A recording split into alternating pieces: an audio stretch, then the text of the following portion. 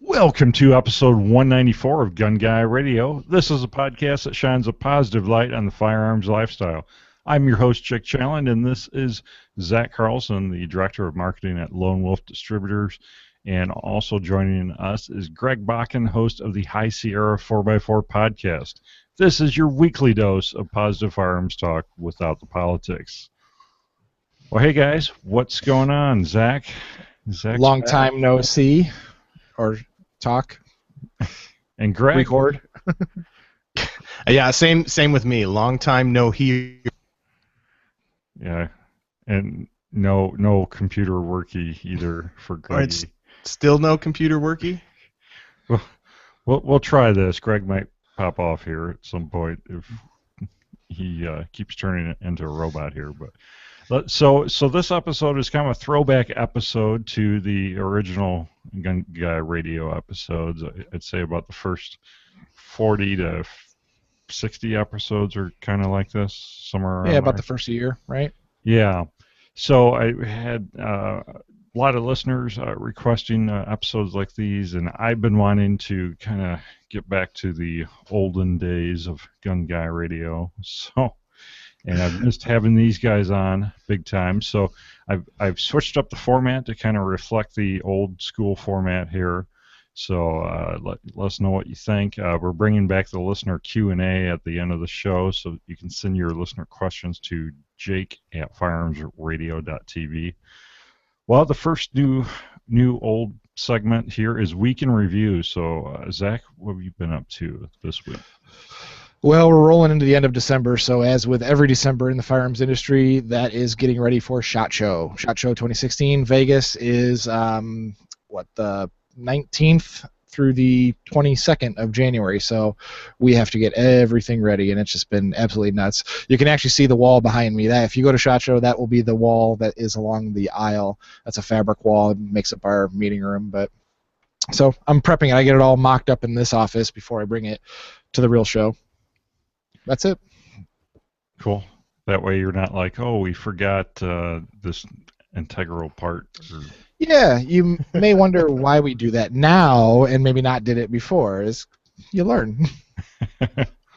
Is that something you guys have you lost or misplaced items in the move transitions?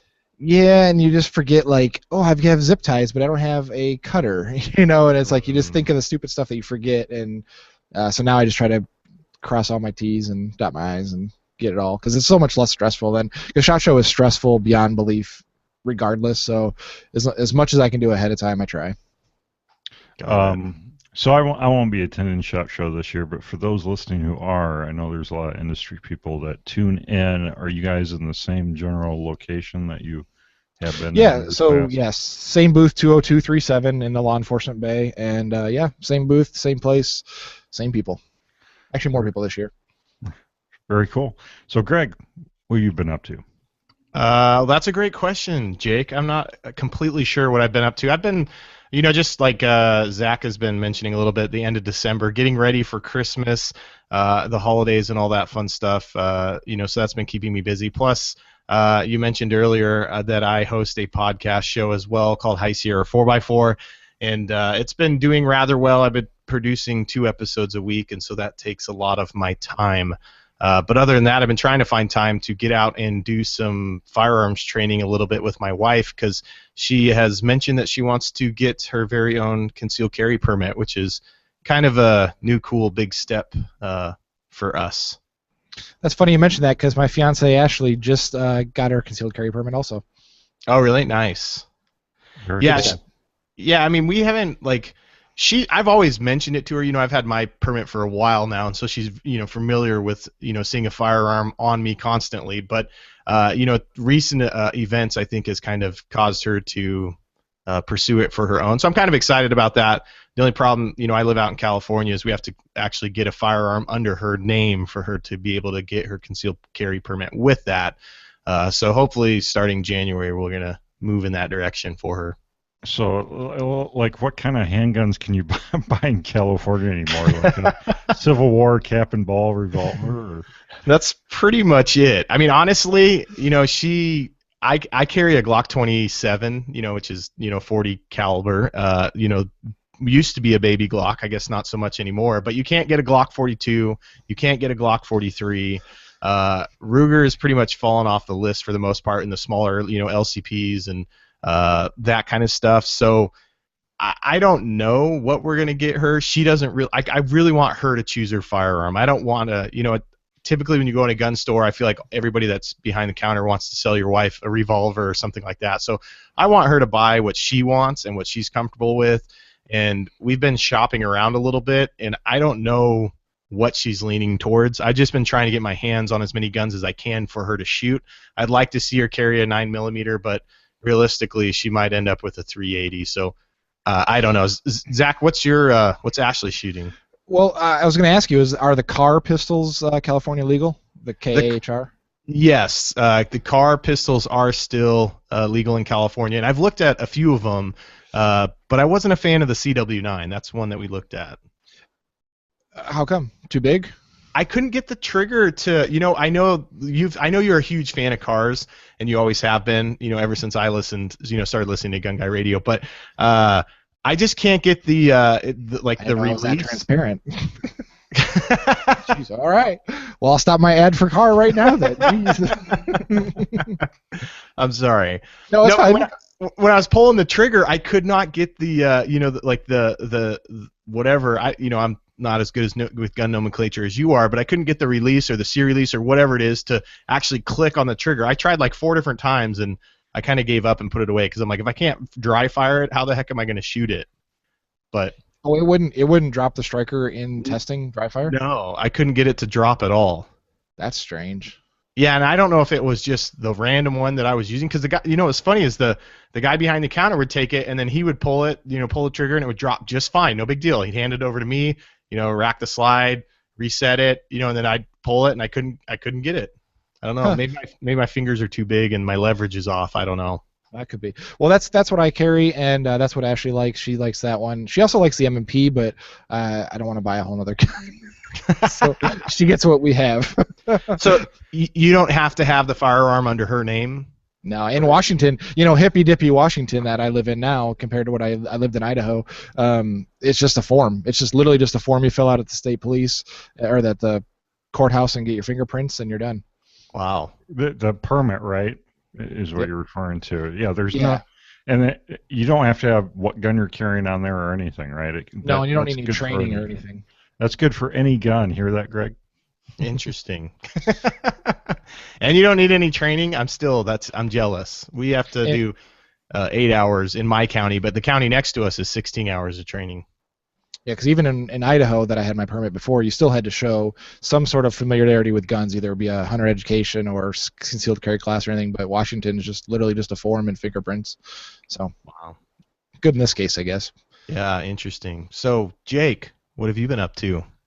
Oh, lots of stuff. Growing Patriot Patch Company, trying to grow the social media over there, growing the Instagram and the Facebook. Having a lot of fun with Instagram. I haven't used it at all that much, but it seems like the perfect fit for Patriot Patch. Looking at moving some Firearms Radio Network servers around here. We're still having the crazy Russians hack us every day. So, well, with a shirt like that one behind your shoulder, no wonder. I know. I think I offended them. So, looking at moving some of those around for security reasons, and working on my new day job, the Amazon business that I started. So how's that going? Just quickly. It's it's ebb and flow. It depends on, because it's largely liquidation, so it depends on what I find. But well, you're a bigger man than most, because when you said that, I had kind of heard about it too, and I looked at the local stores here, and I was about 2 aisles into one store, and I said, screw this, and I'm out of here, because I could not. It was not my style. I just couldn't do it. And you said you do it, and I looked at some pictures of your shop with all the stuff in it. I was like, wow, that's impressive. Yeah, I found a really good find this holiday season. It was this baby type store that I've taken probably about 10 Suburban loads out of there, maybe more. Of just everything from baby bottles to full-on car seat stroller combos, and like everything in between there. Just It's crazy. But then you can go a long time without finding much of anything. So it is real hit and miss. But that's why I'm trying to focus more on Patriot Patch and products that I can we can create or and replenish and because the liquidation is just it's not forever probably because more and more people are doing it too. So. Yeah. Well, your Patriot Patch is going good. I'm wearing the AK-47 shirt myself today, and I walked into work, and a guy's like, "That's hilarious. Where can I buy that?" And I was like, "Well, Patriot Patch." Sweet. Yeah. No, you're looking good. Do you make talls? Do it now. I've had people ask that. I don't yet even have enough demand for the regular shirts to know for sure that we're doing shirts long term. We're doing the designs that we have. Until we see some more growth there, because the patches have been going way better than the shirts at this point. Just to be a little transparent. So can you FBA the shirts also? Put a barcode on them and send them to Amazon. And we have some like the diversity shirt. If you order a diversity T-shirt off our website, it's actually shipping out of Amazon. So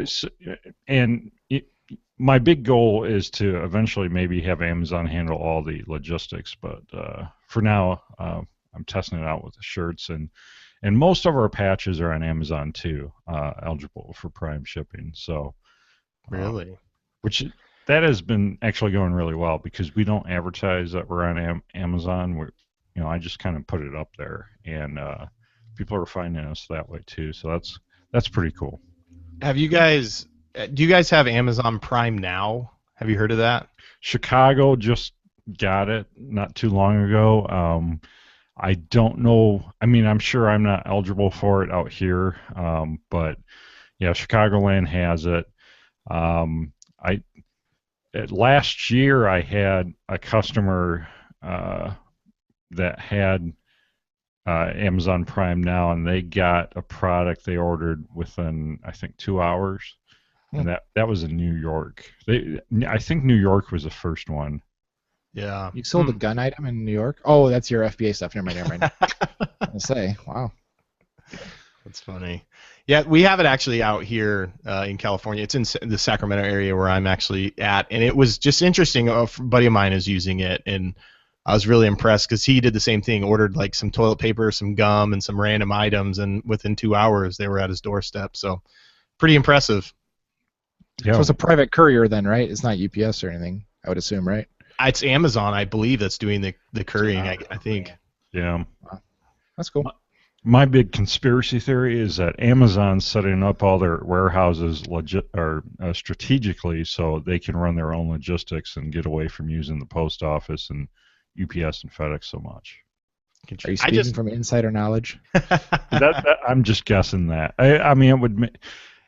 In some areas, I think in big metro areas it would make sense, but in the rural areas it wouldn't. And we've had police reports in my area of suspicious vans sitting in neighborhoods, and upon investigation, they've determined that they are Amazon Prime Now vans waiting to meet, private couriers and stuff to deliver items. So, kind of interesting. Who knows? I'm with you though, Jake. I think they will be veering away from major courier companies. All right. Is this an Amazon podcast or what? Let's move on into the Amazon affiliate link. You can move on from to. You can support Gun Guy Radio and the Firearms Radio Network by shopping our Amazon affiliate link. You can bookmark firearmsradio.tv/Amazon. If you shop Amazon or you shop Amazon at your business, it really helps out the network. I appreciate it, and keeps pro gun shows like This Week in Guns and Gun Guy Radio coming at you. And Patriot Patch sponsors this episode of Gun Guy Radio. Check out the Patriotic Flag 4-pack over there. And that has a patch in it that you cannot buy on Amazon because Amazon does not carry Confederate flag stuff. So you can check that out, patriotpatch.co. Well, we're into the main topic. So this episode, we're going to cover the main topic, then get into blog posts of the week, and then on into the Glock Corner, and then listener Q&A. So for the main topic, I'm going to outline my experience here with the Ibanez JA9 pistol here. And I'm giddy with excitement to hear this. You're giddy with excitement. Yeah, You're a fan? No, is it better than a rock or worse than a rock? Just cut it to the chase. Well, I can hit things farther away than I can with a rock. Okay, so better. So yeah, it's improved.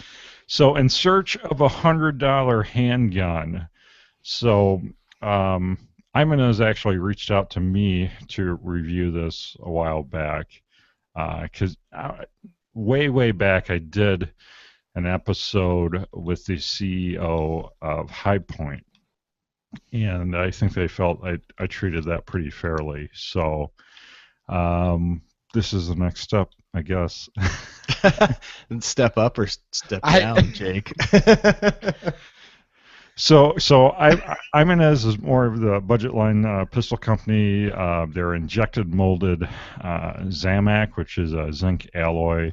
The company was started in 2004, and it comes out of the Bryco Arms company, because that company went bankrupt. There was a negligent discharge suit that Bryco Arms lost, and they had to close their doors. And then I think, if I'm getting the story right here, one of the shop foremen of Bryco Arms ended up buying the molds and machinery, and he started Ibanez with that equipment. And then there's kind of some drama in history here, because the Bryco name was actually described by the ATF back in the early 90s as one of the Ring of Fire companies, that companies that produced what some may call Saturday night specials that would show up very often in crimes. And there's like 60 minutes episodes about it and stuff back in the early 90s. It was a big buzzword, the Ring of Fire companies. But the lineage traces all the way back to Raven Arms back in, I think, the 60s, that were also producing budget pistols.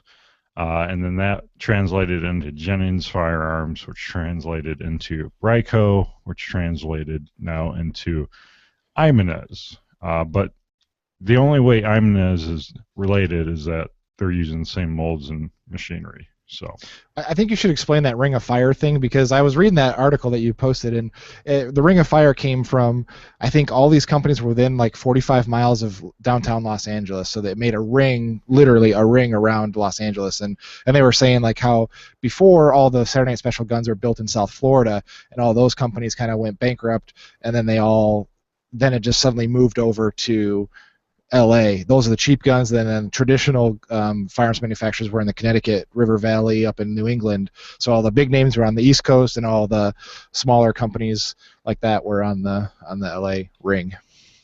Right.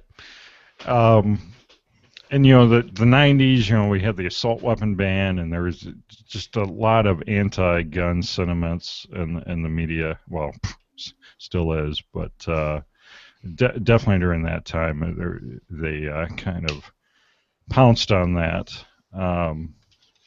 But so the JA9, so it's a 9mm.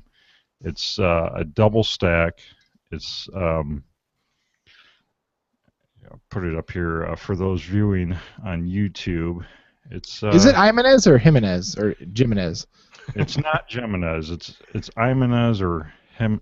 Maybe it has the H sound. I don't know Spanish. I'm calling it Ibanez.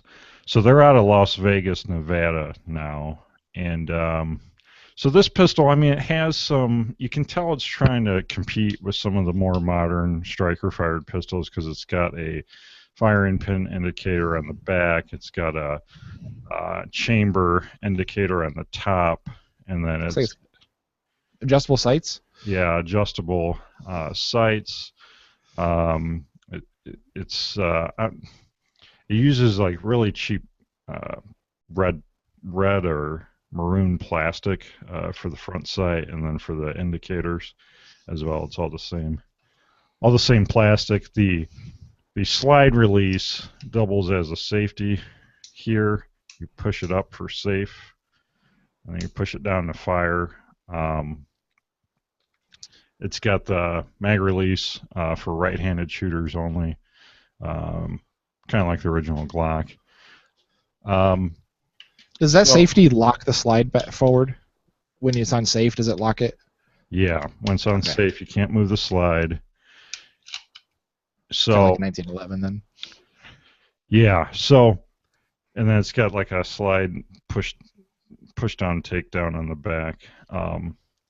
So anyways, they reached out to me, sent me this, and I've put I think just under 500 rounds. I think I put 450 rounds through it. I'd have to look at my notes, but So somewhere basically, you around there. spent more on money in ammo than you did on the gun. Well, and that's really the thing with these cheap guns, isn't it? I mean, you know, and one way you could say, yeah, you can get a high point, you can get an Ibanez, but just make sure you practice with it. I mean, any gun you get, you need to practice with it, know your firearm, know its quirks, know what ammo it works with, and yeah, that's kind of the catch-22 on that is that you're paying way more for ammo than you paid for the firearm. Um, so Well, I think that happens though with anybody if they own a firearm long term enough, right? Yeah, it just happens really quick, like on the first couple boxes with this one, though. yeah. Jake, So can I interrupt though again and yeah. ask, what do you think? I mean, who do you think? What do you think the market is for, a cheap pistol? I mean, who are they trying to market to in general? Do you think? I mean, is this going to be a I actually know that answer. Oh, do you? Well, we hired a guy out of Spokane, and he came in and he wasn't a super gun guy, but he had a gun to protect his house. And I said, "What is it?" And he said, "A high point." And it's all that he could afford at the time. And so he goes, "As soon as I can afford a Glock or whatever, I will." So I think it's that thing where they need the immediate security of having a firearm, but they can't afford the higher end or quote unquote normal guns. So they get something. It's like having a fork when you need a fork. A spoon won't do. So it's just they get it and it works. And if it works for them in that situation and that station in their life, I think it's fine. So yeah, I was actually going to get into that after I sorry. do my like and dislikes, but I agree, Zach. I think that is one of the types of people that would buy a cheap firearm like this. So let's talk about what I liked about this shooting it. The trigger is actually not that bad. That was one surprising point. I mean, it's not great by any standards, but it's very usable, very workable. Um, and it's actually a very accurate little gun. I mean, I can shoot this better than I can some Glocks. So that Is it kind a of tilt? Is it a surprised me. tilt? Is it a tilt barrel or is it straight blowback? How does it work? It's straight below back. Yeah. Okay. So I think partly why it's so accurate is that it's got. I mean, it feels really tight. It doesn't feel sloppy, and it's heavy. I mean, it's really heavy. So that really helps, I think. And it helps absorb the recoil, so you can do follow-up shots. Because I was shooting my plate rack at about 10 yards, and then I have a steel plate at roughly 50 yards, and I could clear the plate rack with it, and then hit that steel plate a couple times with it too. So once I put a few rounds through it, I got comfortable with it fairly quickly. So that's good. The sights are usable. They're not ideal. I mean, they're similar to the Glock sights when you look at them. So things I don't like.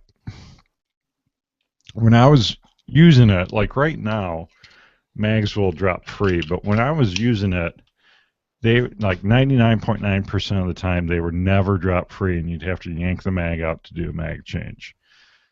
So that's no good. And so I think this quirk has to do with that they decided to combine the safety and the slide release or the slide catch into one lever, because you can't slingshot the slide when you do a reload. You have to hit the slide release. So it's not spring assisted or something to come down automatically. right, because to bring it down is to put it on fire. So yeah, I don't think that's very well thought out.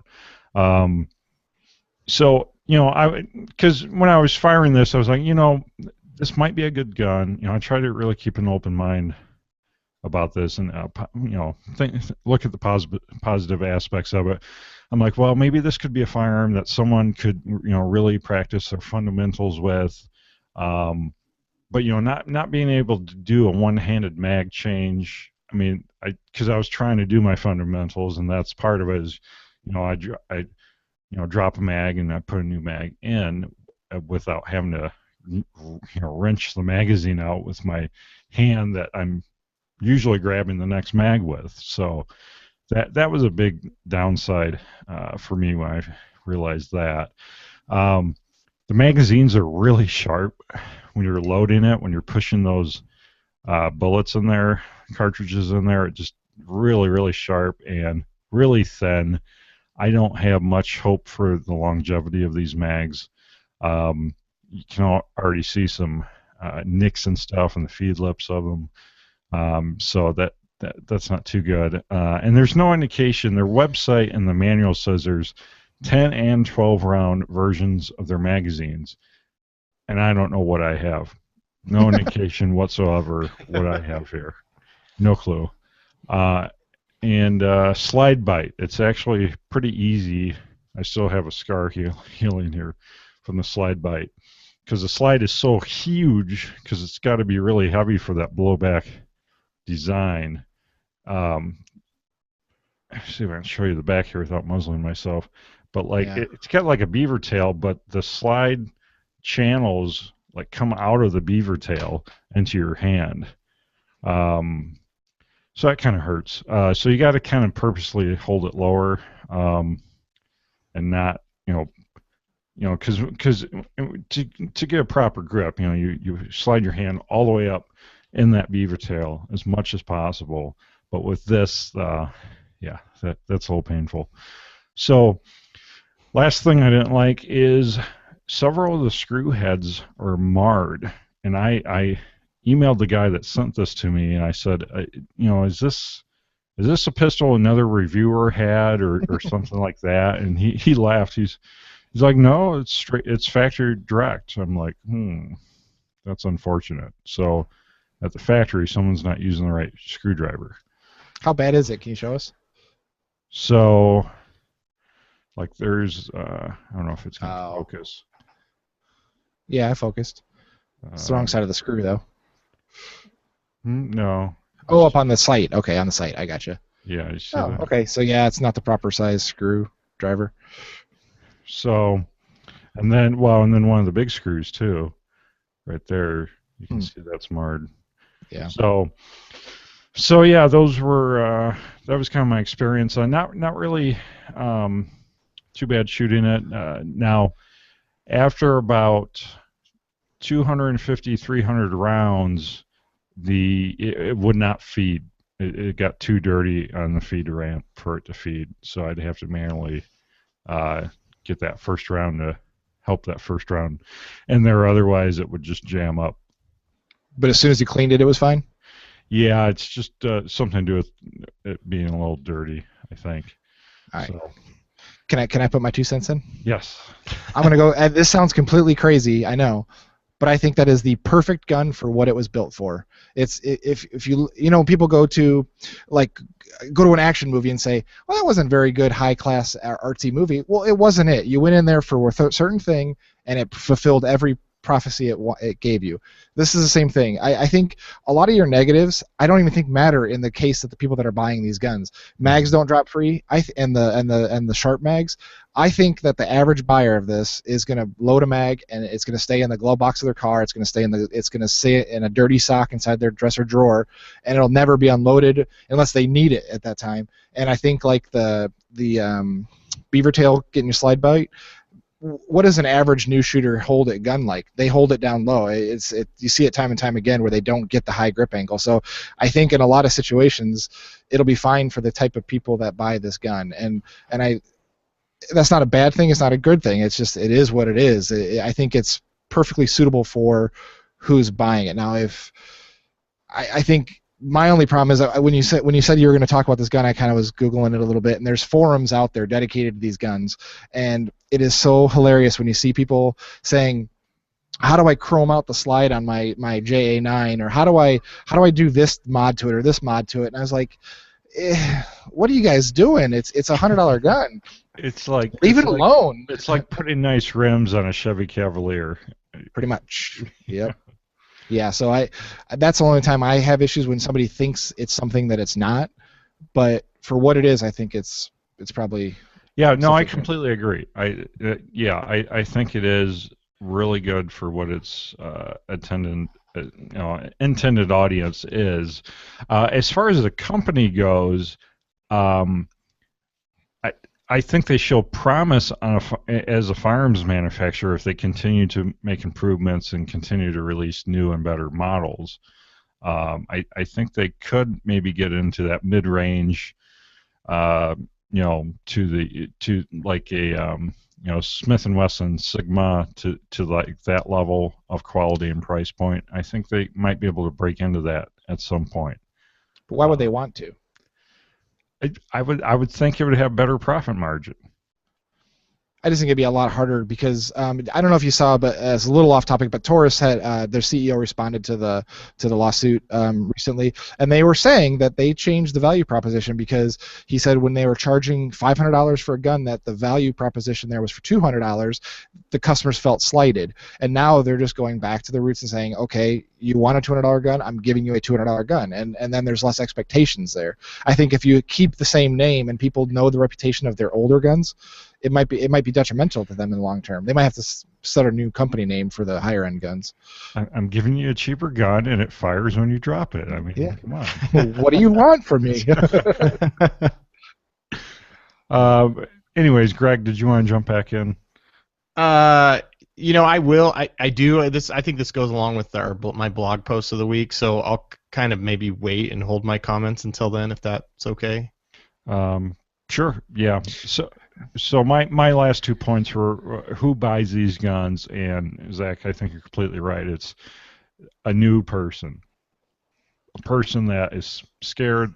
They want something that they can use, something that will be the great equalizer for them, but they have a shoestring budget, and they just cannot.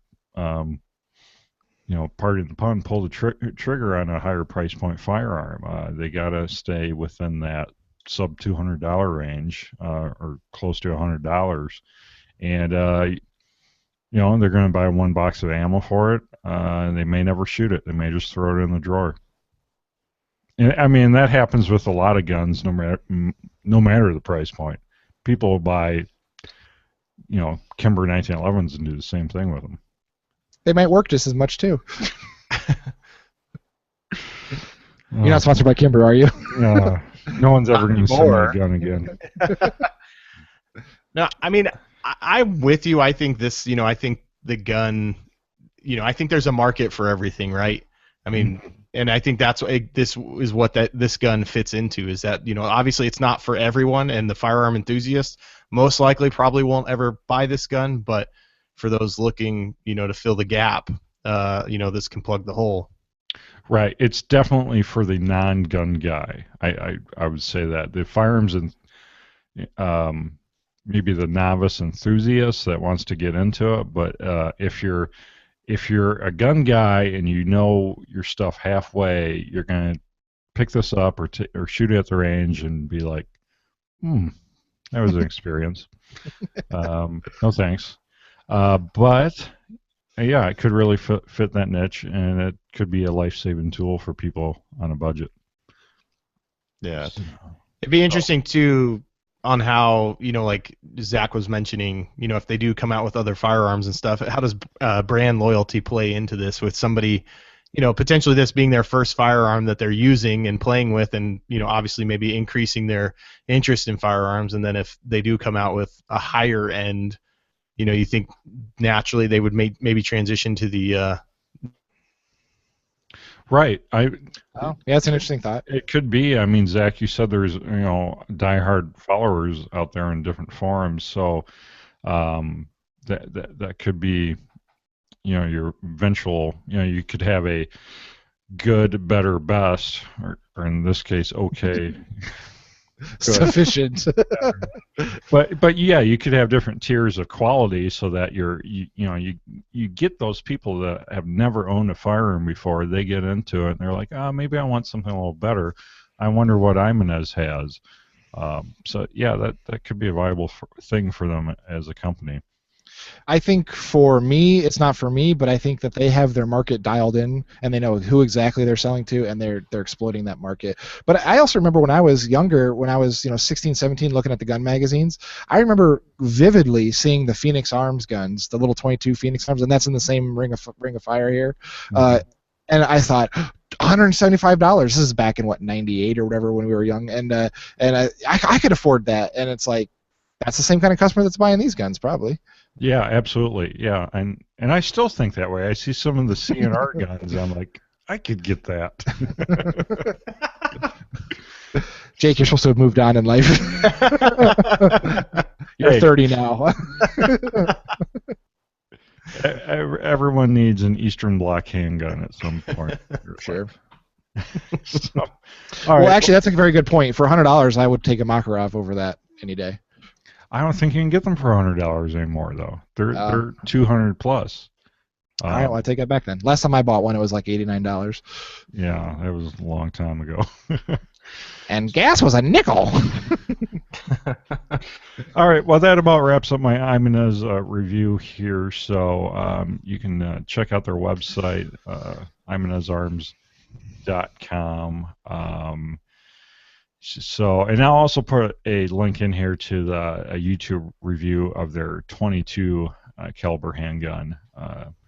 You can check that out too. So, and that guy actually talks a little bit about their company history as well. So, all right, so let's get into the blog post of the week. This is where we each pick an article to talk about. So, Zach, what do you have?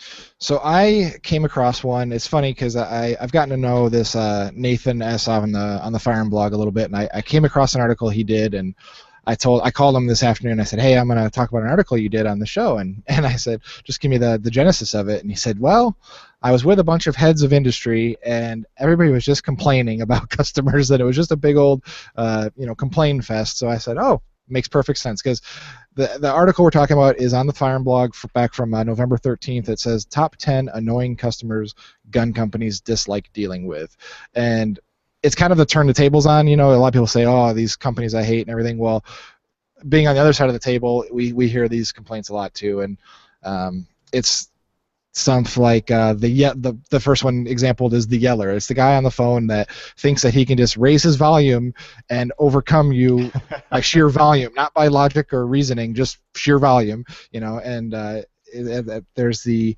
multiple individual questioner where the person will say, I have this question, and then you answer it. I have this question too. I have this one, this, and then it's like, can you just ask one big paragraph, and I'll just answer one big paragraph and get off the phone here. This is the one that always gets me the worst, is the ask about other people's products guy. Well, he say, what's your barrel like compared to XYZ brand? And it's like, well, I don't know. Why don't you go call XYZ and get their brand opinion, and I'll talk about my brand, and then the know-it-all, the know-it-all talks, well, I may have been called that a few times. And then the unreasonable demander. We get these ones a lot where they say, I bought a $10 product and something was wrong, so you owe me a $100 product. It just doesn't work that way. But the swears it's broken but won't let us fix it guy. That's the guy that calls and said my gun's not working, and then you say okay, we'll take a look at it. Nope, can't work. It doesn't work, and I won't send it back. And it's like, well, okay, what can I do for you at that point? The swearing guy, we get a lot of swearing people. And it's not so much in a negative connotation. That's the way they talk. So it's just that's their vocabulary. We get the I want to speak to someone in charge guy, but in our situation, we have half the people that answer the phones are women here, and they know just as much as everybody else. But we get the can I talk to a man there, and we get that all the time, and they hang up and they get over to a guy, and the guy tells them the same thing, and suddenly it's okay. But it's just like they'll hang up and say, I just told him the same exact thing. He's like, yeah, but you're not a man, so I guess it didn't matter. My dad does that at auto parts stores. Yeah.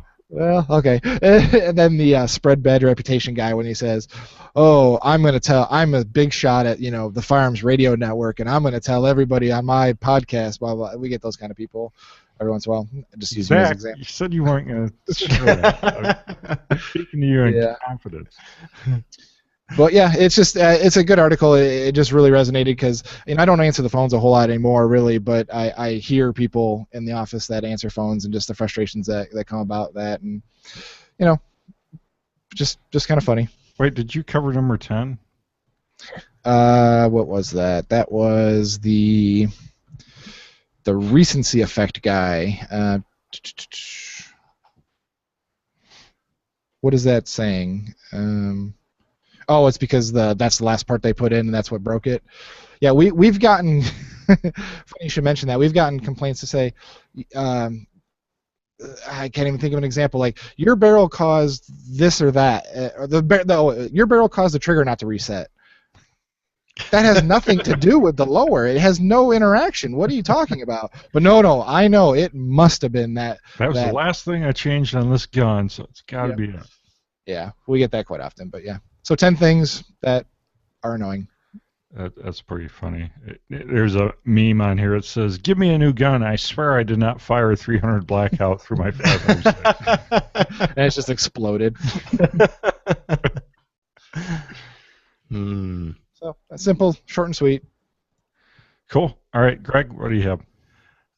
Well, so are we supposed to be using recent blog posts? No, it doesn't matter. Okay, good. Because mine's the rise of concealed carry, and basically it's an article that's put out in July 2015 by the realclearpolicy.com. But it's a talks about a paper that was put out by the Crime Prevention Research Center, and they just go over a bunch of statistics regarding concealed carrying permit holders across the United States, and basically how Obama has affected the change in permit carriers. So a few of the statistics that's coming out of the paper, because in general, I think it's a pretty interesting article.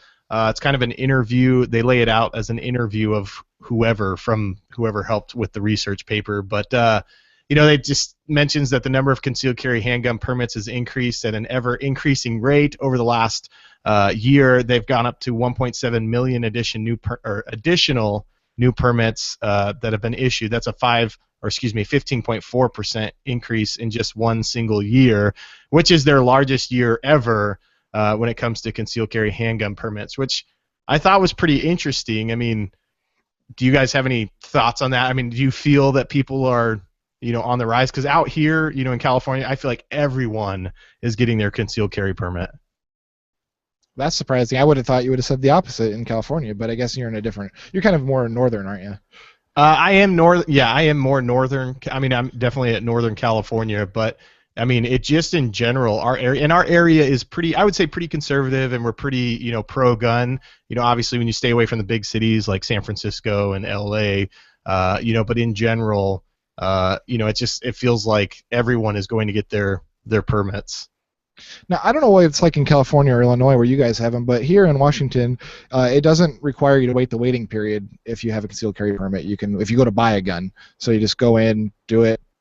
Washington still calls and gets the NICS check, but you can walk out with the gun right then. In Idaho, you don't even have to. They don't even call it in. You just walk in, show your permit, they put it on the paperwork, and you walk out.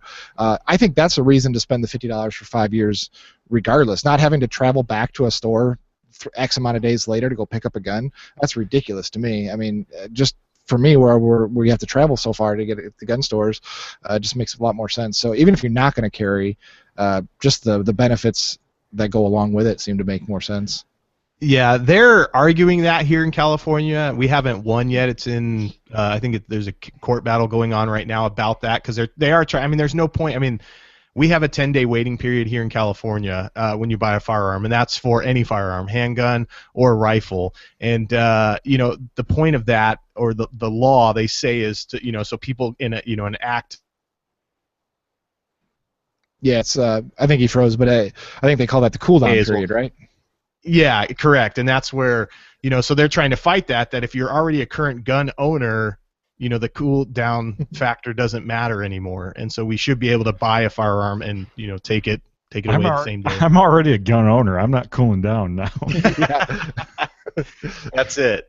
But anyway, so the article goes on and it talks about there's 5.2% of the total adult population now has a concealed carry permit. Even 5 states now, they say, have 10% of their adult population have concealed carry handgun permits. And I guess, are you guys aware of this? It says in 10 states a permit is no longer required to carry in all or virtually all of the state. Yeah, it's the constitutional carry, right? Well, yeah. Constitutional carry would be you can carry concealed anywhere a concealed permit holder could, but then you have states like Montana where you can carry concealed without any kind of permit or without being a state resident as long as it's outside metropolitan areas. I believe I could be slightly wrong on that, but there's states. Some of those western states have laws that if you're out in the rural parts, then it's okay. So because I think there's actually only 5 or 6 constitutional carry states right now. I'd be really curious on the percentage of rise. You said the 15% or whatever. I'd be curious what percentage of that is women and what percent, is that the most growing sector? I've seen statistics that it's like 50% or higher women, and I help us marketing for a local concealed carry instructor, and he does women only classes, just introduction classes, not even the carry class, but just an introduction to. It's basically like half of the NRA basic pistol, and ladies turn out to that in droves. It's really amazing. Well, and that's what's interesting. This article does say that since 2007, permits for women has increased by over 270%, and for men it's only increased by 156%. So they are saying a lot more women are going out and getting their concealed carry permits, which makes sense, because even in this article they talk about, typically when you have a man versus man, it's kind of a fair fight, quote unquote, but when you have a man against woman, obviously the woman needs leverage, and that's why they would want to carry a firearm. Also, it's interesting that they talk about that they're saying some of the evidence of their research shows that the permit holding in minorities is increasing more than twice as fast as it is for whites, which I thought was kind of interesting. You're so racist, Greg. I know. No, I'm just kidding. Anyway, I was holding for comments, and that's all I get from that. But I can't say anything without sounding racist, so I'm just going to hold my tongue. But and so and part of and the article almost does come across as racist, which is interesting because they are saying that typically there's minorities living in lower income areas where crime rates are higher, so they're saying that is where permits would be needed the most. And what they're saying, they're kind of battle against the costs of getting concealed carry permits, because these minorities in lower income areas want concealed carry permits, but yet they can't afford it, which kind of brings back to the point of Jake's Jaime's gun, is that that's a gun that's affordable for somebody that maybe has lower income or whatnot. But they also talk about the rates, because Jake, what does it cost to get your concealed carry permit in Illinois? Over $300 total. Are you kidding me? With the training and the cost of the permit, holy cow, it's over 300, maybe over 350. And that's not even investing into the firearm or any ammunition or anything like that. And that's similar to us in California. I would say I probably spend close to $400 in different fees in the training class and all that fun stuff. And so, nuts. it is nuts, and the best part for me is, Zach, you mentioned that your permit lasts for 5 years. My permit is only good for 2 years, and then I have to go back through a renewal class and redo the process with my county, which is going to it costs me about $200 every 2 years to renew. Wow, ours is $51 or something like that. Yeah, and it's interesting because I, brought it up to my background investigator last time I was talking with them and asking, is this to cover, assuming to cover the fees and that they must be making, a ton load of money, but he says it doesn't actually cover the costs of, employing all the background research and, investigations and all that fun stuff. And so they say that concealed carry is a loss for the state, financially speaking. So anyway, this is a very long article, and then it has links to the paper research, so you guys, can check it out. I really, encourage everyone to read about it and see, what's going on with concealed carry permit. And if you do not have a concealed carry permit, I highly recommend that you go out and get your own. All right. I agree. Yep, link in the show notes, gunguyradio.com/194 when this posts. If you're watching live, this will post in about 2 weeks. So my article pick of the week is Libyan Illicit Arms Facebook group. This is an article on the firearmsblog.com. And one of the writers over there stumbled across this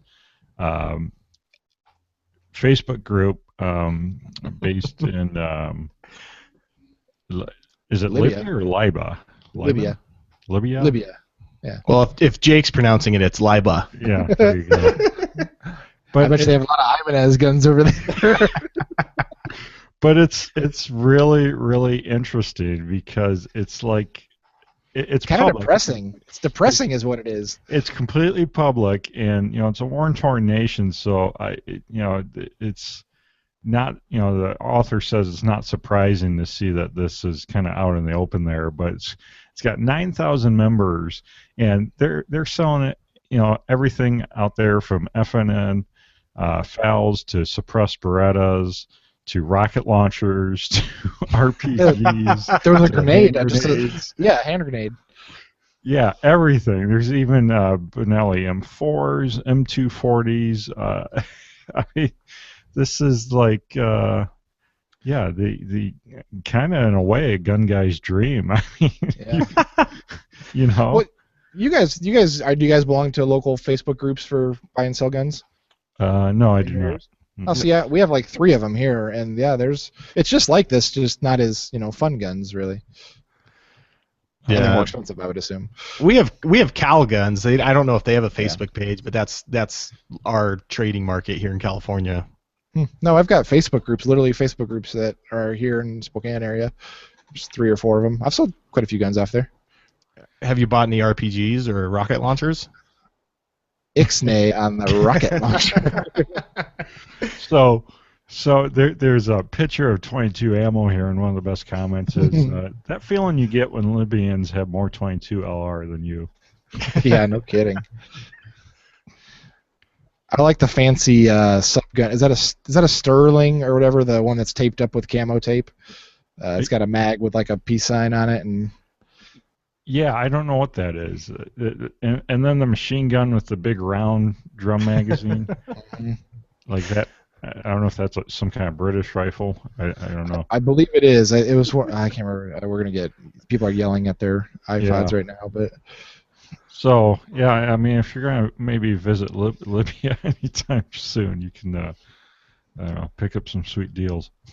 Well, this would be good if you're going on vacation in Libya just to feel safe. You can buy a gun really quick. It's like a burner cell phone. When you go over to Europe, you get a cheap cell phone, and same thing with a gun. You just buy a gun and throw it away before you go. We're not advocating that. No.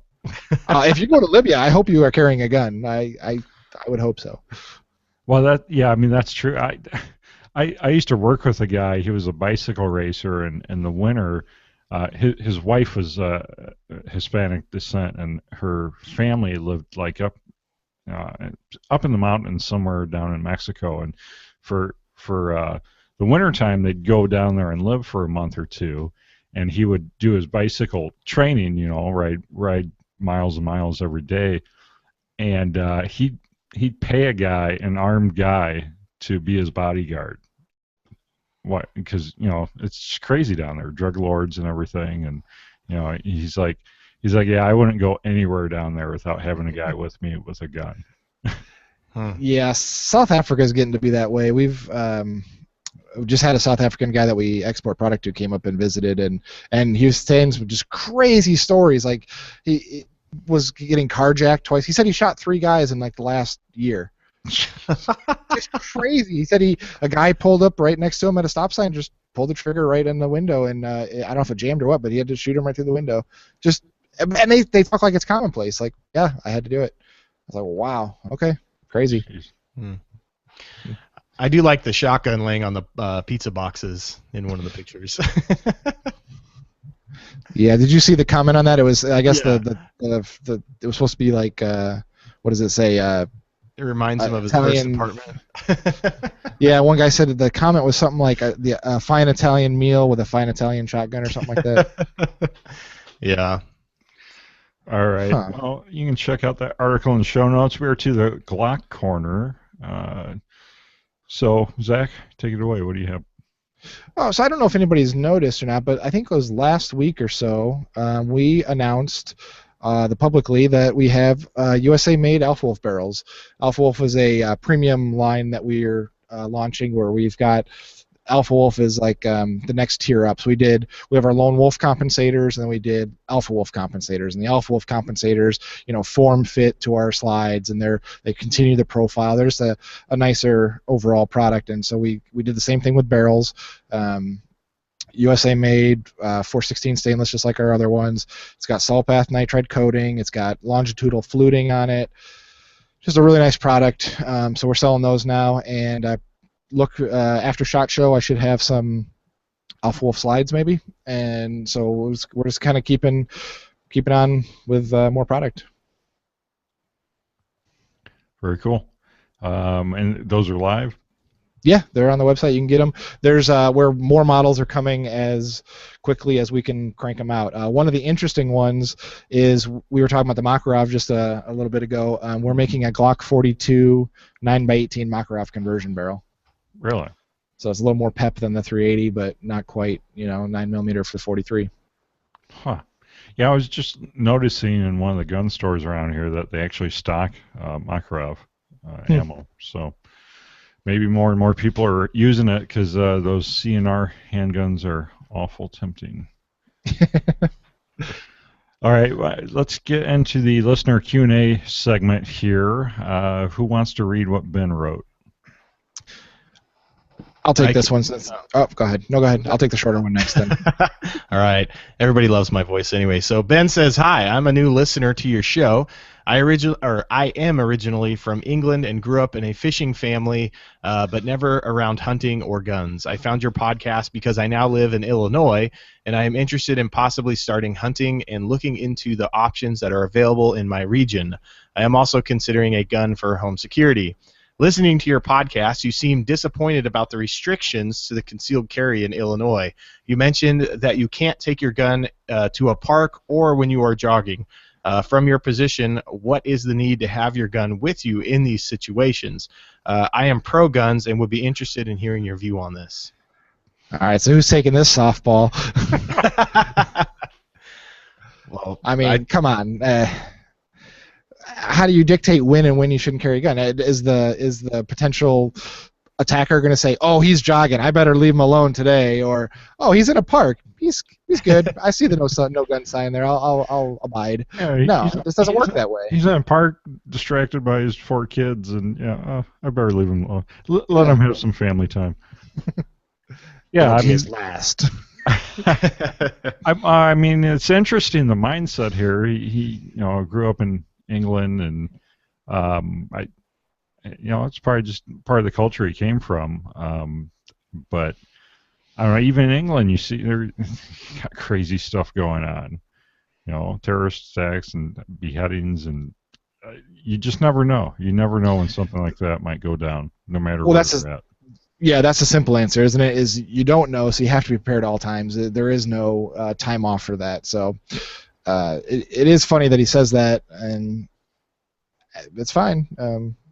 It's an interesting going from England to Illinois, though. I don't get that jump, but Well, he can't Yeah. go right to Idaho. It'd be too much of a shock. oh, he wanted the same type of government he was used to at home. He had to just get it over here in the States, right? So, Well- Jake, for clarification though, you're not allowed to carry your gun into a park. Right.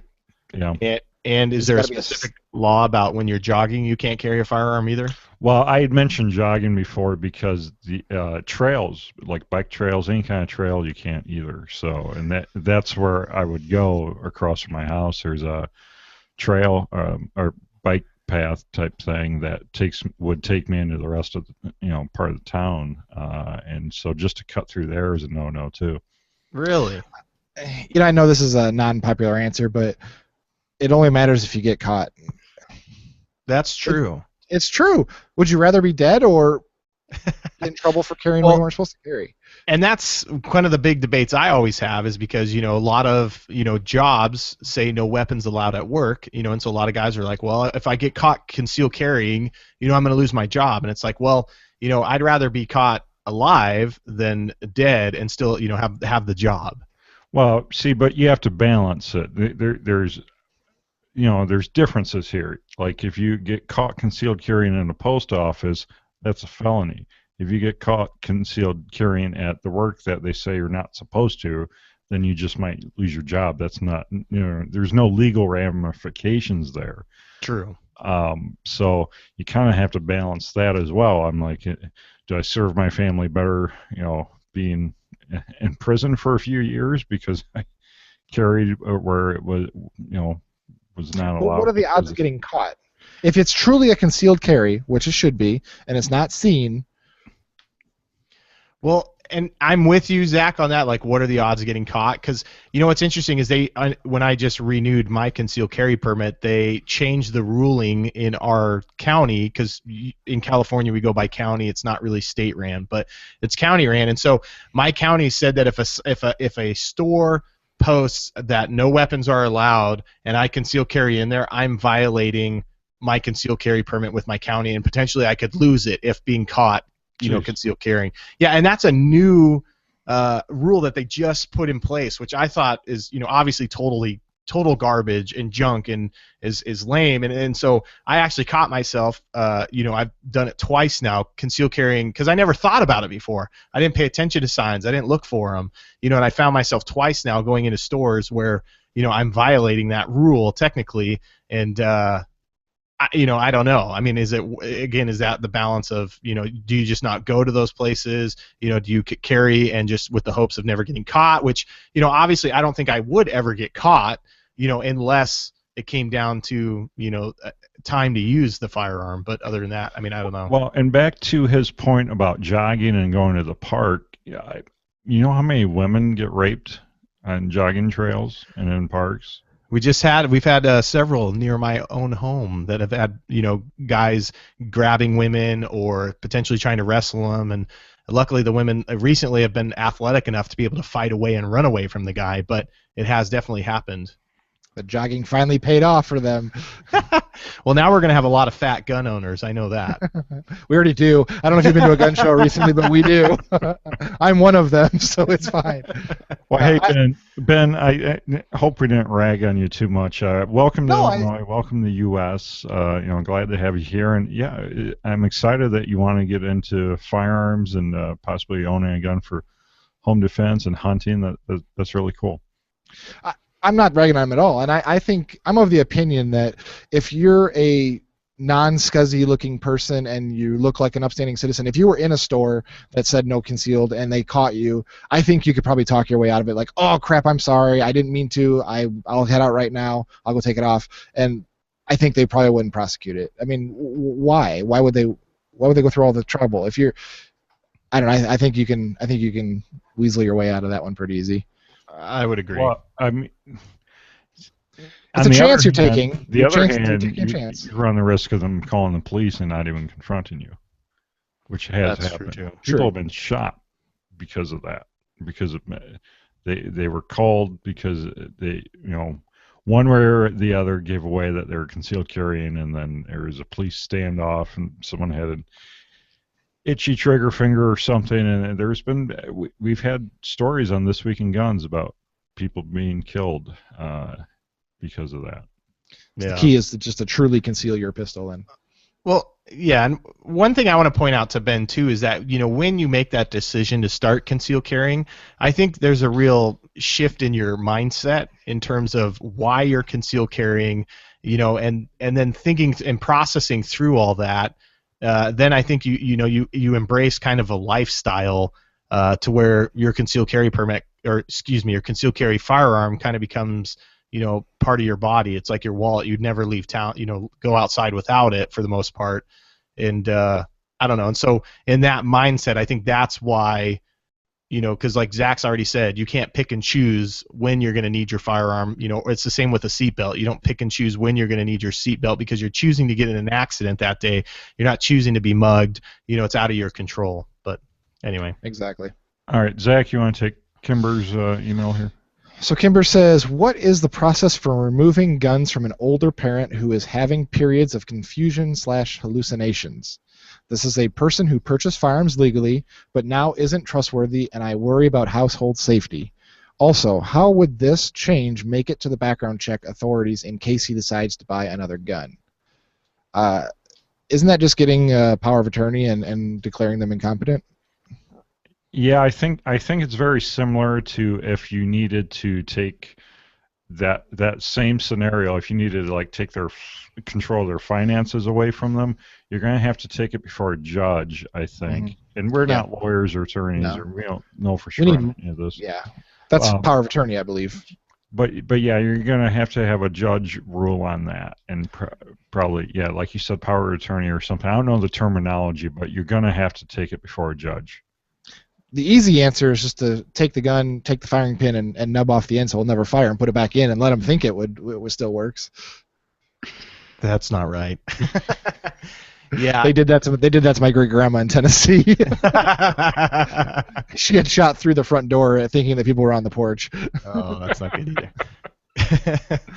either. I think there's another alternative. At least what I've witnessed out here in California is, if you contact law enforcement in general, they can come out, and usually they do kind of almost like it's like a 5150 hold on them, to where they kind of basically deem them incompetent, and there's a period there where they'll have their firearms removed. But again, I think eventually you're going to have to take it before a judge and follow those pursuits. But anyway. Right, and you'll have to have them declared mentally incompetent by a healthcare professional, by a doctor, to be able to take them before the judge to do that. But the real answer is you shouldn't be asking a podcast people about this question. This is more of an attorney question. Yeah, exactly. Don't ask us. But I put this in here because just in case there's other people with this issue, I was hoping we could guide them maybe in the right direction to get the right professional help to at least kind of outline where I think this has to go. True. Well, I think it's similar. Like, how do they commandeer people's driver's license when they become old and senile? Is that they just, if they get pulled over, right, the officers commandeer it, and then they require them to retest? Yeah, but that's not a right. So. Oh. That's true, I guess. All right, don't ask a podcast host. Okay, so Brett writes in, he says, on the subject of milling and grinding and drilling holes in slides, it seems very popular to some people. Please discuss the mechanical ramifications of doing such modifications. Zach, you'd be the best one. I was going to say, is this for me to do or what? We do a lot of them, a ton of them, in fact. People love them. It really just, you saw it back in the day with open class shooters doing it in competition, and I believe it's just because it gets the slide speed up and it keeps the gun flatter because the slide's moving faster. Then you're not rocking back with it. It just kind of tries to go fast back forward. And really, we always sell it with, you're gonna have to tune the gun to the load. So when you know what your ammo is gonna shoot. And competition shooters generally shoot the same ammo, and then they tweak the spring rates on the guide rod springs to accommodate the slide speed they're desired. So it's all personal preference. There are mechanical changes that happen in this, but some people like the effect, some people want to counter the effect. It's just kind of personal preference, really. You use the guide rod springs to tune the gun to how you want it to behave, and we've had no issues so far. Yeah, just take it to a competent professional, because there have been pictures I've seen of slides that had too much material removed, and they've had a failure of some kind, like breaking apart and whatnot. It's always a risky run. Yep. That's a bad failure to have. Yeah, not too good. All right. Well, we're running over here. I'd put the iTunes review segment back in, but we always got hate mail about that anyway. So leave us an iTunes review if you're listening on your Apple device. Patriot Patch makes this episode possible. Check out, we got some new pre-orders going on over at Patriot Patch. We have if you've ever played the original Zelda game for the original Nintendo, you'll get this one. It's Dangerous to Go Alone, Take This. And we have an AK version and an M4 version. And also, if you're a fan of Westerns, we have a Say When patch coming out as well. So check those pre-orders out at patriotpatch.co. And also all the cool t-shirts as well. You have a bunch of awesome designs, as well as one for the kids as well that says "Come and Take It," and it's got a Nerf gun on it instead of a real gun. So it's size 2T all the way up to youth extra large. So check that out, patriotpatch.co. And Ryan Cross, Hunter of Design, if you need any kind of graphics artwork or website building, check out Ryan Cross, hunterofdesign.com. He's done logo work for me personally, and I was super happy. As I. Yeah, awesome work. And, about wraps us up. So, Zach, why don't you share where people can connect with you online? It's lonewolfdist.com. Email me, Zach at lonewolfdist, if you need anything. I actually had a listener this week email me about a random question. I don't think he thought he was getting me because it was just a marketing email. And then I responded, and he goes, "Oh, I miss you on Gun Guy." And I said, "Oh, well, coincidentally, I'm going on this week." Greg, where can people connect with you and your new show online? If people want to hear more about, specifically four-wheeling, I have HighSierra4x4.com /podcast is where you can find our podcast or listen on iTunes. But formally from Firearms Radio Network, I have lots of episodes out there from Tactical Paradise if you're interested in learning more about concealed carrying and different topics on that as well. And that about wraps us up. You can subscribe on iTunes, leave us that review. Please consider joining the NRA and the Second Amendment Foundation. And don't forget to check out all the other awesome shows here on the Firearms Radio Network. And that about wraps us up. So thank you, Zach. Thank you, Greg. Thank you, guys. Yes, thank you. It's been fun. Good to see you again, Zach. You too. Well, yeah, and you're Harry and the Hendersons avatar. That's a wrap.